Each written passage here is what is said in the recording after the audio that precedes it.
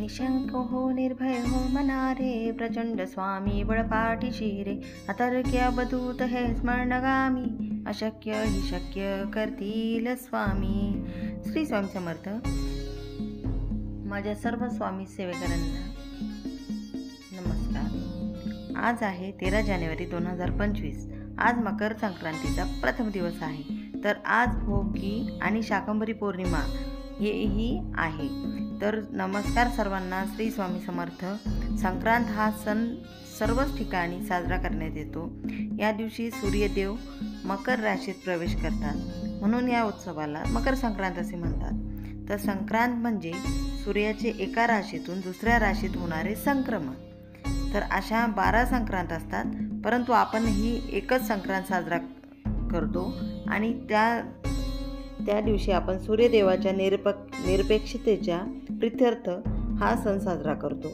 भोगी हा मकर संक्रांतीच्या आदल्या दिवशी साजरा केला जाणारा दिवस आहे. भोगी म्हणजे काय, तर त्याचा अर्थ भुंज म्हणजे खाणे, उपभोगणे. भोगी हा आनंदाचा तसेच उपभोगाचा सण आहे आणि भोगी हा नवीन वर्षाच्या सुरुवातीचा दिवस मानला जातो. तर या दिवशी अन्नधान्याची पूजा करतात. नवीन पिकांचे आगमन या दिवशी होते, तर आपण अन्नधान्याची पूजा या दिवशी करत असतो. तर तसंच आपण देवाची ही पूजा आपण या दिवशी करतो, कारण आपल्या धर्तीवर उदंड पीक पिकावं म्हणून आपण इंद्रदेवांना प्रार्थना करत असतो.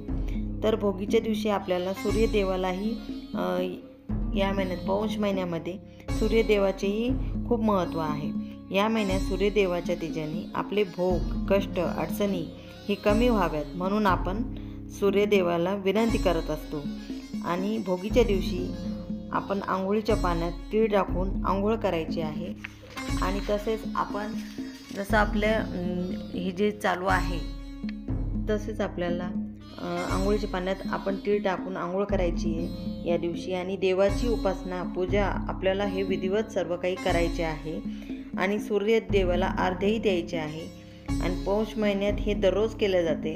तसं तर हे दररोज केलं पाहिजे आपण नित्य आपल्या याच्यामध्ये, पण तसं होत नाही, आपल्याला वेळ मिळत नाही कोणालाच.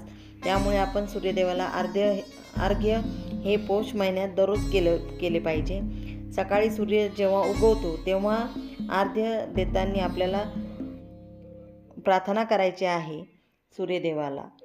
आणि त्या प्रमाणे आपल्याला आपले जे पूर्वज आहेत त्यांच्यासाठी ही एक सेवा करायची आहे.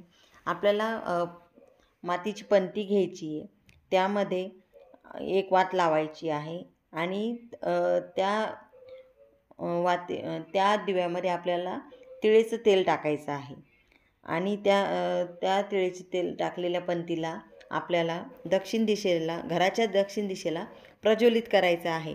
आणि त्या प्रज्वलित करताना आपल्याला पितृस्तोत्र, पितृस्तुती हे आपल्याला म्हणायचं आहे.